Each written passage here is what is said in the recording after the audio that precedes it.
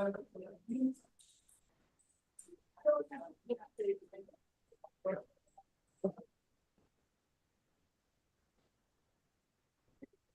are live, sir. Okay, great. Thanks. Very good evening, doctors. Thank you for joining in today's wonderful session on the cardiac colloquium, which we conduct every day, which is a national level event where we almost talk about which are the right RAS inhibitor to select in the post-MI patient. So today we have the eminent faculty who will guide us which are the right way or which is the right patient profile in which sort of RAS inhibitor which we should use.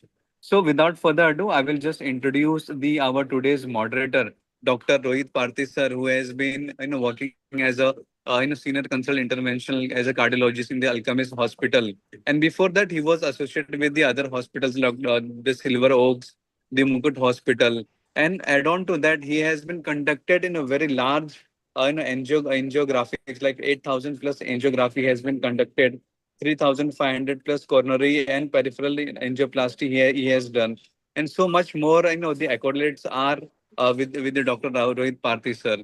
So we welcome you, sir, and thank you so much for joining us in today's cardiac session and to guide as a moderator in today's session, sir. Thank you very much, sir. Thank And you.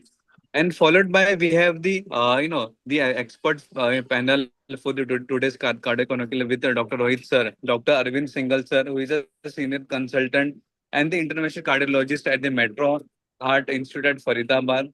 Dr. Abhishek Sharma sir, who is senior consultant interventional cardiologist at the Apollo Spectra Hospital and at the Ratan Jyoti Dalmia Heart Institute from the Gwalior. And we have Dr. Kamaldeep Bansal sir, who is a DM cardiologist, gold medalist, senior consultant cardiologist from the Sacred Heart Hospital from Jalandhar. And we welcome all of you, the three experts, and thank you so much for accepting our invite in today's cardiac colloquium. So before any further ado, I will hand over this session to Dr. Rohit sir to moderate the session and quickly let us know what are the guidelines and then followed by the panel discussion, sir. Oh, I think everybody is there. Three of our colleagues are there, or still somebody is joined?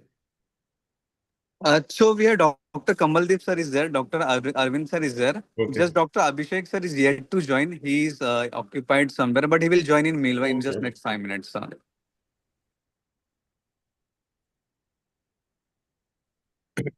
So, dear colleagues, friends, and people from MCure Scientific Division. So, today is a very important topic which is often missed by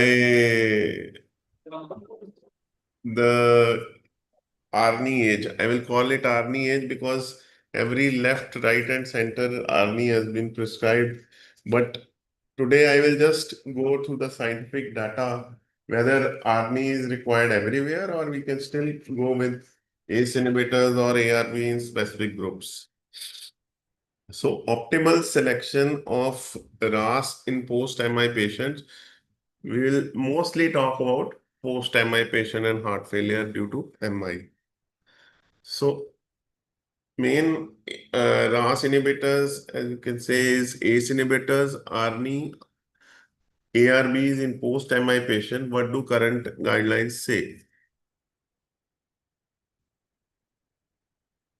So starting from the era when ARBs came, Optimal was a RCT randomized controlled trial which was done in 2002. Losartan 50 mg once daily versus captopril 50 TDS was studied, and no non-significant difference in total mortality in favor of captopril was proved.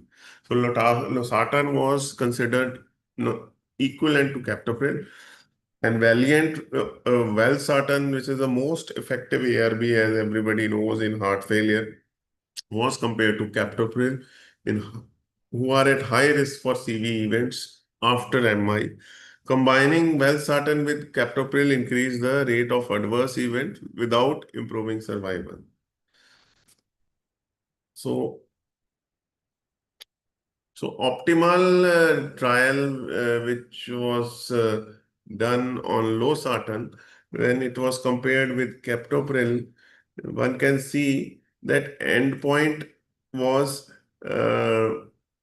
secondary endpoints and primary endpoints was lesser in captopril group as compared to losartan. So non-significant, but the difference was non-significant, but was in favor of captopril. ACE inhibitor should still remain first choice of treatment in patients of complicated acute MI, mostly anterior wall MI, and losartan cannot be generally recommended in this population except for patients who have adverse events of ACE inhibitors like angioedema, drive cough. Valiant again, valsartan, mortality from any cause and cause-specific mortality was similar in three treatment groups. One was captopril group, other was valsartan, and one was valsartan plus captopril. So mortality by treatment, again, almost same, and events were lesser in captopril group over the period. And then CV death, MI or heart failure by treatment, again, the difference was not much. The rate of secondary endpoint of death from cardiovascular causes, recurrent MI or hospitalization for heart failure was similar in three groups. Now we go on to ARNI. So ARNI following acute MI was studied in Paradise MI trial, which was done by Mark A. Pfeffer, professor of medicine in Harvard Medical College.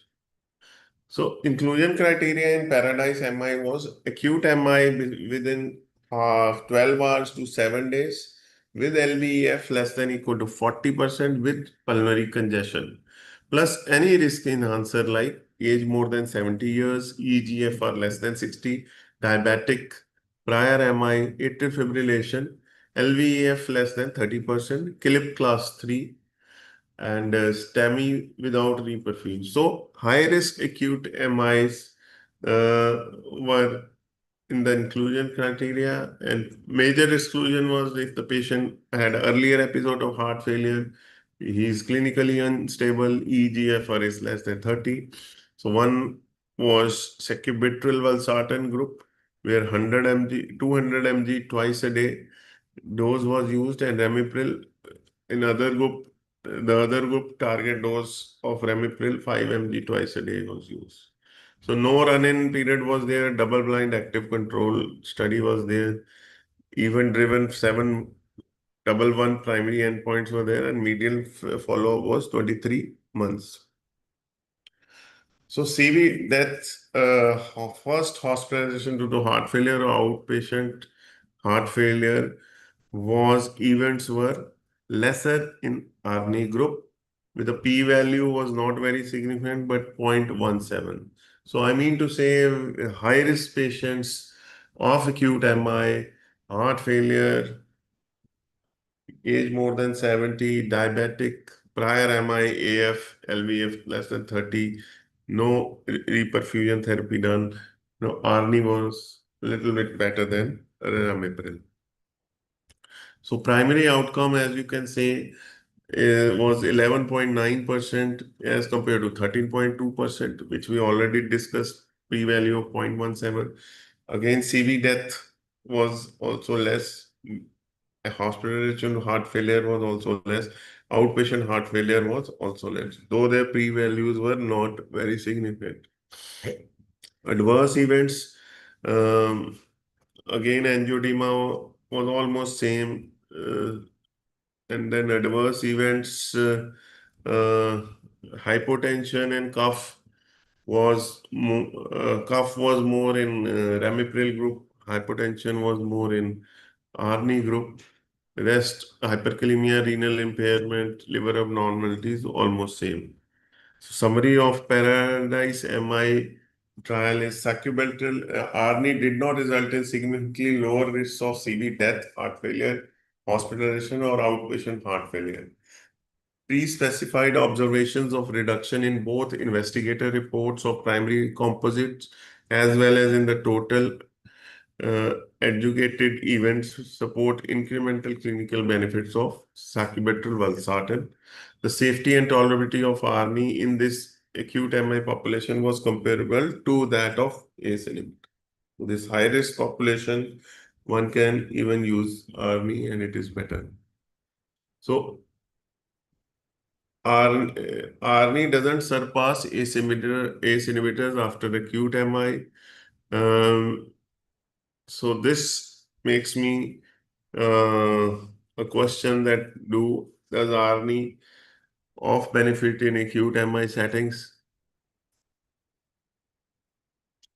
So ACE post MI trials, as we all know, it was high risk patient was studied in SAFE trial where ejection fraction was less than 40% and air in trace, clinical heart failure, trace wall mission score, EF less than 30%. The short term has like and broad spec consensus to GC3 and ISI is 4. So SAVE trial where we had used captopril, survival and ventricular enlargement study. So MI with LLVF less than 40% were randomized after 3 days and between 16 days of acute event. Muga baseline at 36 months was done. Captopril 50 mg TDS versus placebo was studied. Follow-up period was between 2 to 5 years. So results showed captopril showed 19% reduction in mortality and 25% reduction in recurrent MI. The cavity dilatation was reduced. These benefits occurred equally in patients who received lysis plus beta blockers and in those who did not. So trace again Trandopril cardiac evaluation study, which is not used in India, this molecule, but again, its result have shown that wall motion index was in the population wall motion index was less than equal to 1.2. Tildalopril 1 mg per day, maximum of 4 mg was studied with against placebo. There was 25% reduction in mortality, 15% reduction in recurrent MI, and 20% reduction in sudden cardiac death. Captopril was also studied in other ISIS-4 trial. Uh, it reduced 5-week mortality and survival advantage appeared to be maintained in long term. Lisinopril started within 24 hours after MI and it was in GC3 and mortality and severe LV dysfunction was less. In CCS1 trial, anterior infarction on captopril treated group was found to have lower mortality. AIR trial was again, that was on ramipril versus placebo, acute MI with transients on persistent heart failure was randomized between 3 to 10 days and follow-up of 15 months was done. So you can see in the graph that ramipril showed 27% reduction in mortality and 19% reduction in MI and stroke at 6 months.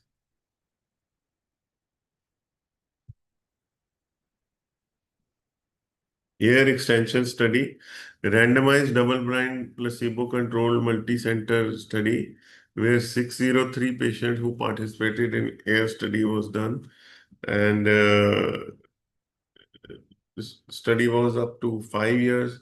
Beneficial effects of ramipril started early after MI with heart failure and were sustained for 3 to 4 years despite discontinuation of medication at 1 year. So even if you stop the ACE inhibitor at 1 year, its beneficial effects are sustained over 3 to 4 years. So relative risk reduction in mortality of 36% and absolute risk reduction was 11%. So once you treat 9 patients with ramipril for an average of 1 year, we result in one additional survivor to 5 years. This again 11.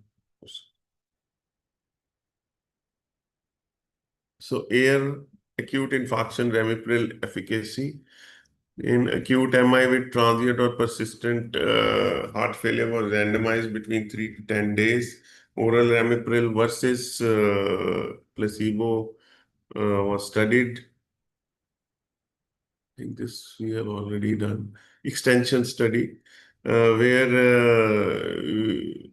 beneficial effects of ramipril started early after MI with heart failure and are sustained for 3 to 4 years despite discontinuation of 1 year after 1 year.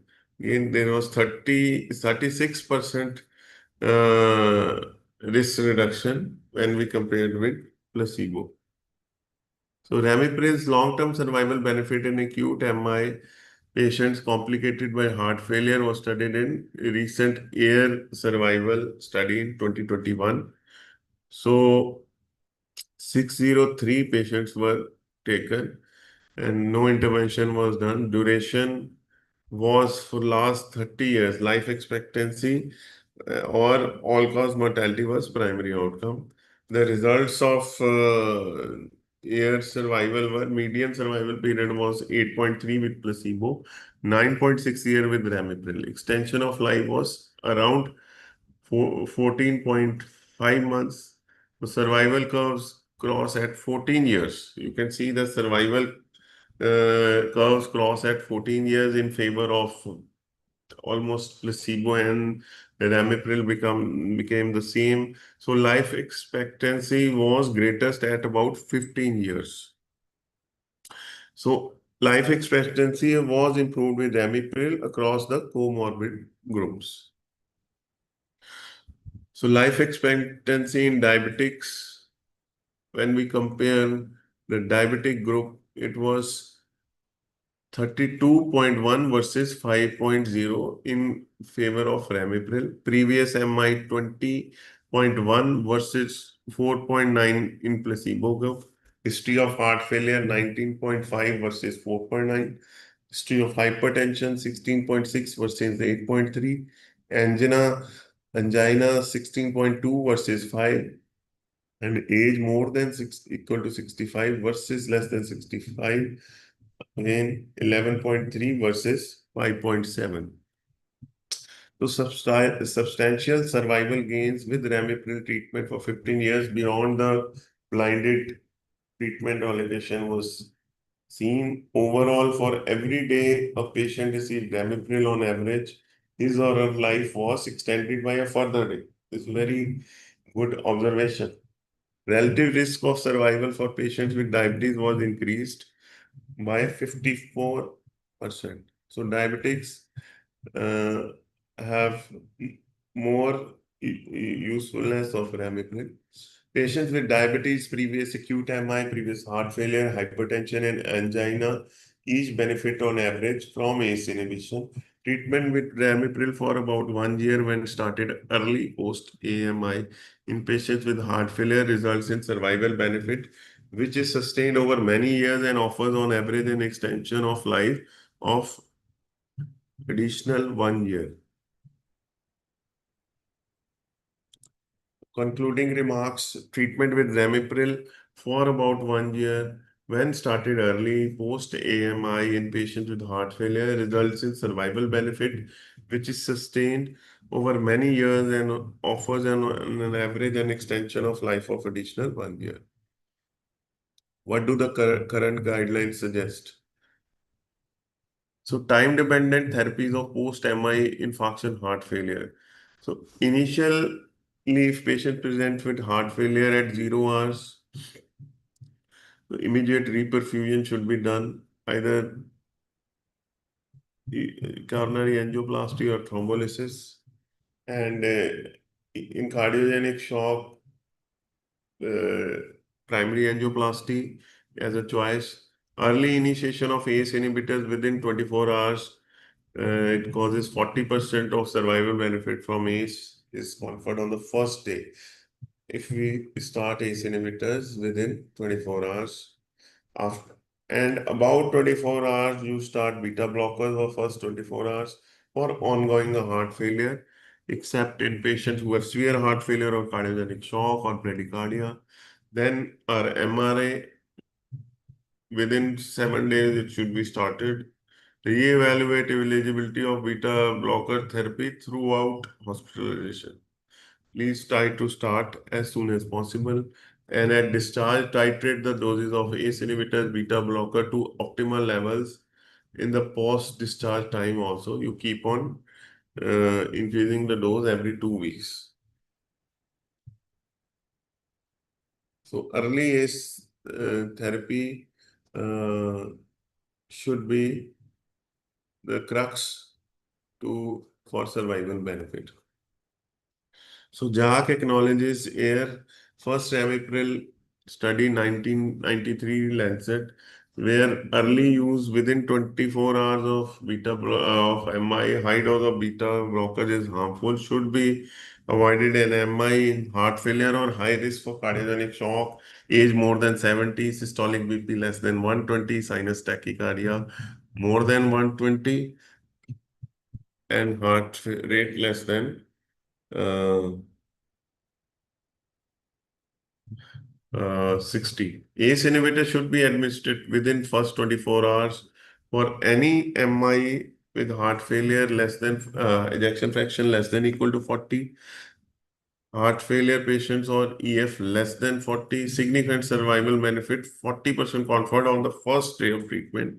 Early initiation is important. Only contraindication is systolic BP less than 100, acute kidney injury, renal failure, and drug allergy like angioedema. ARB should be used only where ACE inhibitors are not suitable. Aldosterone antagonists like eplerenone should be started less than 1 week for patient with ejection fraction less than 40 and heart failure for reduction in mortality and sudden cardiac death. Effects of eplerenone was time dependent and affected if drugs are or added 7 days after MI. Contraindication again were creatinine more than 2.5 in men and 2 milligram in women, potassium of more than 5. Early revascularization is the only therapy proven to reduce mortality. And in MI setting, routine use of IVP is not indicated to reduce infarct size or to manage cardiogenic shock. So ESC guidelines for management of acute coronary syndrome in patients presenting with persistent ST elevation, in patient presenting without persistent ST elevation, ESC 2020. Again, ACE inhibitors are recommended in patients with less than 40% ejection fraction, diabetes, or CKD unless contraindicated, like severe renal impairment, hyperkalemia, in order to reduce all cause and cardiovascular mortality and cardiovascular mortality.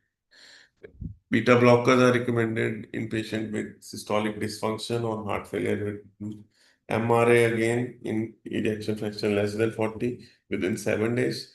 Now, these are ASA's latest guidelines in February 2025.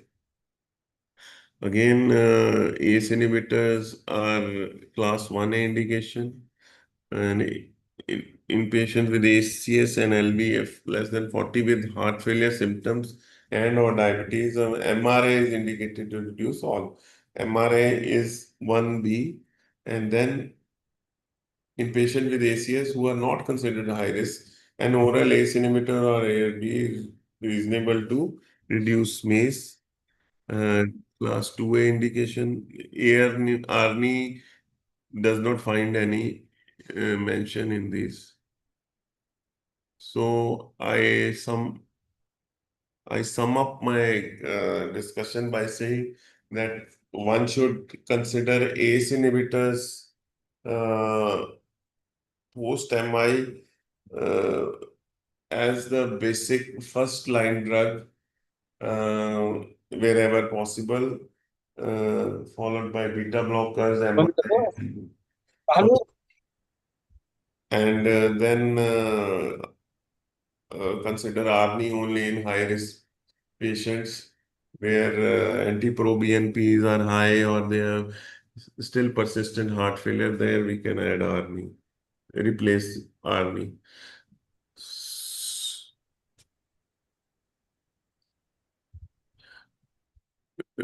We can have a discussion on this talk now. Am I audible? Yes, sir. Yes, sir. We can start, sir. We can start. So Dr. Arvind Singhal is there. Yeah, Arvind sir is there, sir. Yes, yes. Good evening, sir. Hello, hello. Good evening, Ji. Good evening. Hello. Good evening, all doctors and panelists. So this is just the revision of all the slides that when after MI, at what systolic BP one should initiate is therapy. Mainly we are using Ramipril, and at what dose and how do you up titrate the dose? Sir, Yes. when do you introduce the Ramipril in your therapy of acute MI? Yeah, yeah. At Good what evening. Nice systolic? presentation by Dr. Rohit. Basically, we prefer the start the ACE inhibitor within 24 hours of the after Right, the sir. acute MI. Right, sir. Uh, Ideally, we start low dose ACE inhibitor like Ramipril 2.5 mg only when patient recommended BP is at least 100 systolic BP. Yeah. Then we gradually in, titrate the dose of the cardiac when Yeah. patient tolerate the blood pressure. Very rightly said. One should not be very keen to just follow the guidelines. I have to start the Cardace, Ramipril. Uh, Yeah, Please allow the patient to be a little bit hemodynamically stable, at least a systolic blood yes, pressure above 100. And then yes. you just up titrate the dose once before discharge. If you can see there is some scope of increasing the dose, then subsequently on follow-up, guidelines suggest 5 mg twice a day. But in my clinical practice, Yeah, I hardly find patients who can tolerate such doses because these trials have been done on Western population where body surface area of the patients is more. Dr. Arvind, do you agree that we are not able to, personally, I am not able to give the optimal, the maximum tolerated dose is not, matlab yeah. I cannot reach Um, about 10 mg. Maximum patient could not tolerate the 5 mg PD dose, usually Mhm. in the post-MI patient. Yeah. Chalo, we go on to the next. Dr. Abhishek Sharma is there? 5 mg start with 5 mg, then gradually increase to 5 mg. Yeah. So will you, Yeah, Dr. Abhishek will just briefly discuss, will you switch the patient to an ACE inhibitor if the patient is during the time of myocardial infarction already receiving a ARB for hypertension? In your clinical practice, suppose he is already on telmisartan or losartan, will you switch on to ramipril in all patients?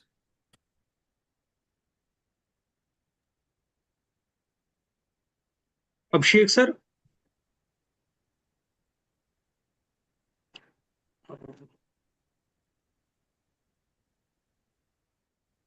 Maybe Arvind sir can highlight these points. So I'll just discuss it briefly.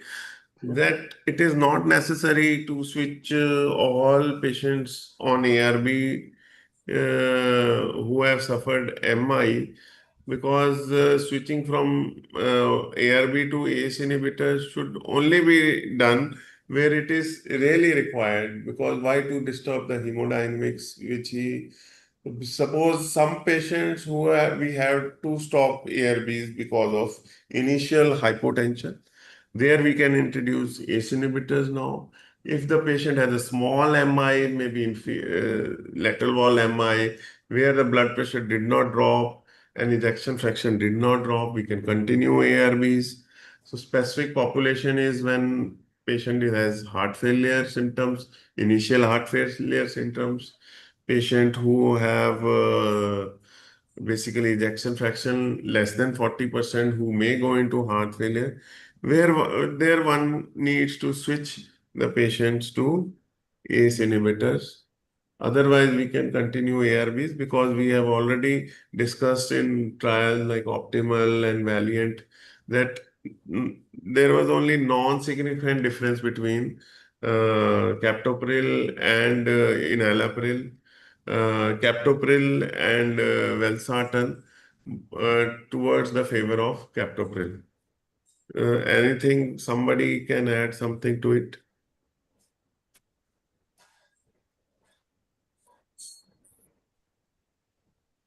Abhishek sir, Kamaldeep sir, Arvind sir, maybe you can highlight.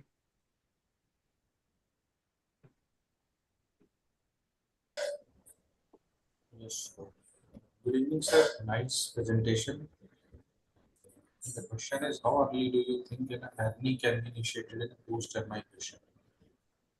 Usually, as we already Please discussed, we start, raise your volume, sir.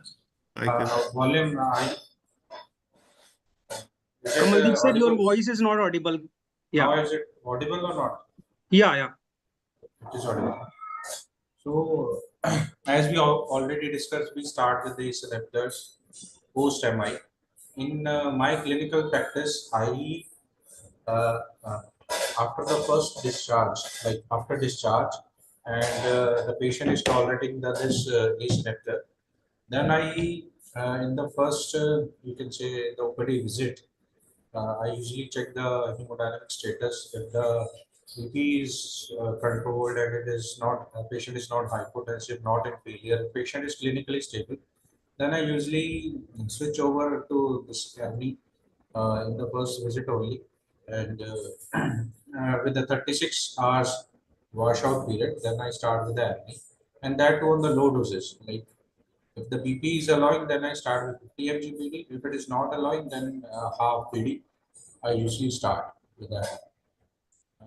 And as you see, after adding this ARNI over a period of 1 month or 2 months, BP it starts picking up, and the patient who earlier used to be not tolerant to high doses, you can easily increase the doses in the subsequent follow because of the improvement in the hemodynamic status and this ejection fraction as well as the you can say you can, LV dimensions they are improved with the treatment. Right. So you mean to say you don't introduce ARNI on initial admission? Yeah, on the first subsequent follow-up, like with MI, with the dear wall MI, start with the low dose of the same inhibitor 1.25. If the patient is tolerating, after 1 to 2 days, I start I increase the dose to 2.5. Then on the follow-up, if the patient hemodynamics is allowing, then start with a half BD or 1 BD depending upon the blood pressure. But if the hemodynamics allow you during the admission, will you like to start ARNI in those patients who are in heart failure and renal status is good, potassium is not high, Sir, and actually, I they haven't are, done yet, but maybe I the think why trials will not? come. The What trials will. what did Paradigm HF compare? They compared in the basically, I think the patients who are sicker and hemodynamically stable, sicker means who had gone into acute LVF, whose anti-proBNP levels were high and had a massive infarction. There you can start because I am finding a problem in this washout period to explain the patient on OPD basis, and then what antihypertensive or suppose he is a hypertensive also, what antihypertensive will cover that 2 days? And that's a big, either you put on ARBs and then switch to ARNI. But I think you are absolutely right that patient should be 100% hemodynamically stable before you decide to put ARNI. then Paradise MI trial had shown that you can initiate ARNI on admission, the first index admission also. Now we go on to the next. Post revascularization, if you find LV systolic dysfunction less than 40%, but without clinical heart failure in your patients, will you put on ACE or ARNI?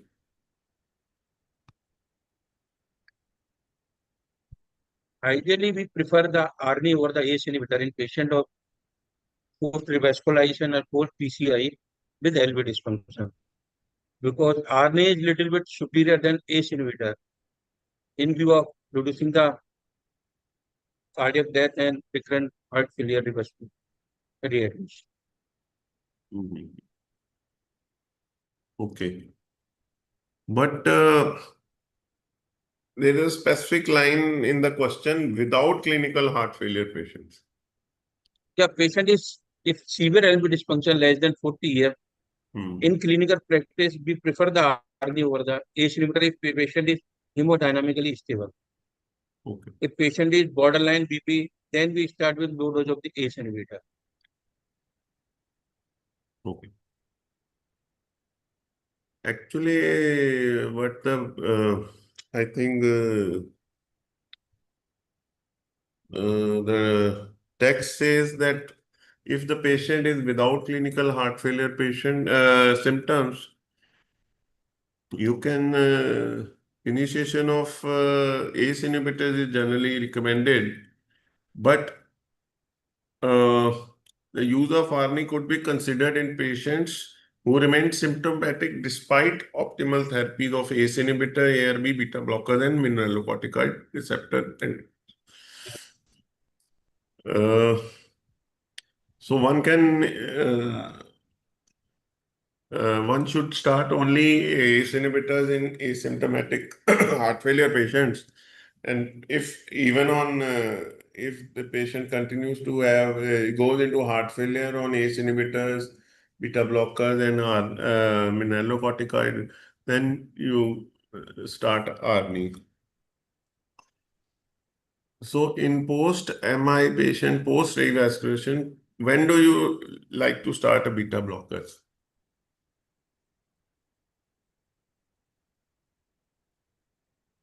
Basically, beta blocker should be started once the patient is not in severe heart failure, should not have bradycardia or tachycardia more than 110, and patient is not in cardiogenic shock. Which is your preferred beta blocker, sir? So in setting of acute MI, I usually prefer this beta lock because of short duration of action and the dose of 25 mg QID I start. And I prefer this beta lock in the acute setting. When the patient settled, then long acting like this, Hmm. you can say Yeah, corp or exactly. 2.55. Before discharge, we can make it long acting also or on follow-up. Other beta blockers we can use is carvedilol and bisoprolol. Starting dose, I think 25 mg metoprolol tartrate, maybe once a day or twice, 12.5 twice a day and 25 twice a day, and up titrate till at discharge so that heart rate can be brought between 60 to 70. And then up titrate the dose every 2 weeks on follow-up till you get maybe 100 to 200 mg according to what is tolerated and what is required to bring the heart rate down to 60. Will you advise a ACE inhibitor or beta blocker combination?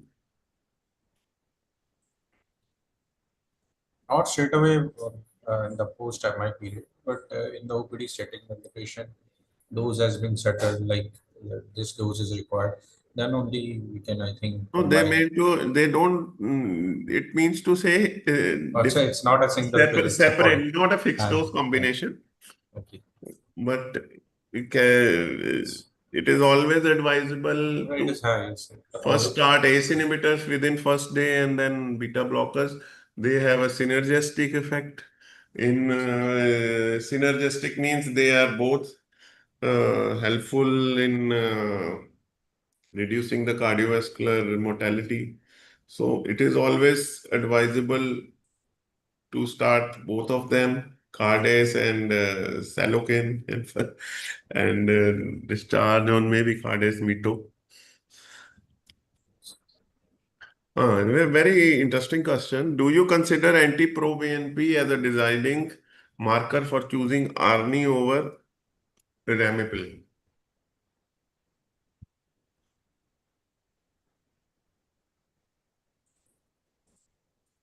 Dr. Abhishek sir, are you there? Arvind sir, Kamaldeep sir, you can highlight if you could. I don't think so. Anti-pro-BNP will decide whether to choose ARNI or Ramipril. Fine. Sir, if you have any to say about that.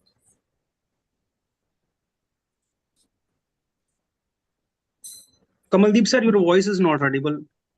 Hello. Yeah. Yeah. So I want to say that I haven't heard about any specific anti-pro-BNP level to choose between ARNI and Ramipril. Basically, if the anti-pro-BNP is high, then it will tell us the patient is in acute heart failure, or maybe you can prefer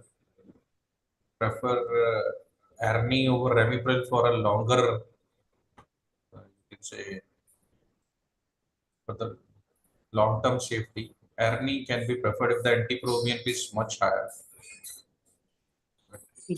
I think you have aptly said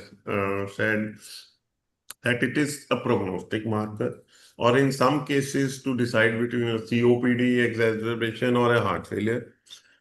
It is not considered to which ARNI should be used or Ramipril. Just your last point, I will like to highlight that high anti-pro-BNP level patients have poor prognosis. So if they can tolerate ARNI, so why not to try it at the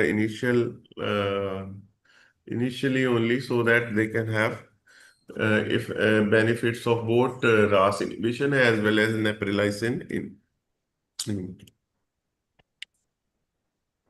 Will you start a ACE inhibitor in patients with uh, sorry. Mm,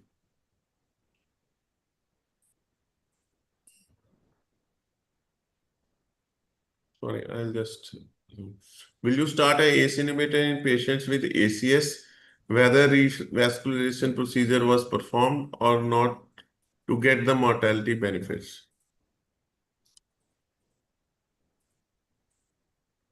Yes, I think the question answer is yes. We can start ACE inhibitor to all the patients, depending upon hemodynamic status. If it is tolerable, then we start within 24 hours and uptitrate the dose according to the blood pressure levels.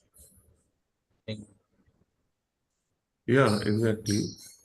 Uh, so there is no difference whether evacuation has been done or not. Finally, I want to, what percent of patients tolerate ARNI, 200 mg BD dose and versus Ramipril 5 mg BD? Basically, less than 25% of my patients can tolerate as the high dose of the RNA 200 mg BD. Most of patients tolerate is the 100 mg BD. Due to Hmm. main risk is the in high dose is the hypotension and the hyperkalemia. So give the 100 mg BD is a sufficient dosage most of patients. Dr. Bansal? yes, sir.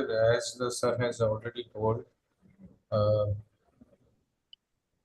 I have my patient like more than 150 patients there on this ARNI, and out of them, approximately only 2 to 3%, like 5 to 10 patients, they have achieved the 200 mg dose. And otherwise, mostly the patient they are on 100 mg dose, 100 mg dose. And the ACE inhibitor I usually use, you can say, Actually, less than 5% of the patients. in chronic heart failure patients, almost the tolerability is same around 56-57%. But in our unstable patients, this tolerability is almost double in ramipril group. So they are able to tolerate ramipril more. Uh, I I have very few patients on 200 mg BD. I think only one or two. Uh, they are not able to tolerate because uh, generally these patients have ejection fraction around 35, 30. So they definitely have a renal compromise. The renal blood supply is low. So every now and then patient will come, my urea has gone up, my creatinine has gone up. And then they also read Google and everything. So you cannot follow the guidelines every time. So there are only few patients where you can go up to the dose which are given in the trials. So definitely we have also given the patients 50 mg half BD, which is not indicated, no trial has shown. And first Indian brands had made scorable tablet. Now I think Vyamada is also coming like that. So definitely the ACE inhibitors are more tolerable and we can reach the dose of 5 mg twice a day rather than full dose of RP. Anything? I think we have finished. It was a very good discussion, and I should thank MCure for such a good initiative so that we can also study a bit in our uh, busy day, busy in our patients, and we forget sometimes what we have studied during our DM time. So I really relished their this initiation, and I hope we can continue with such things so that I definitely don't read without any presentation. So I thank you. Thank you, sir. Thank you, Dr. Arvind. Thank you, Dr. Bansan. Thank you, And sir. thank you, for a Kumar. nice talk and a nice discussion. Thank you so much. Thank you so much, Rohit sir, Arvind sir, Kamaldeep sir, Abhishek sir. We really appreciate the time you all have, given dedicated for this event. And I hope that all the audience who have attended this session, they will gain some, expertise and their clinical relevance. So thank you so much to everyone. And in future, we also would like to connect again to collaborate and learn together. Thank you so much, sir, from the MQR CV team. And all the best to everyone.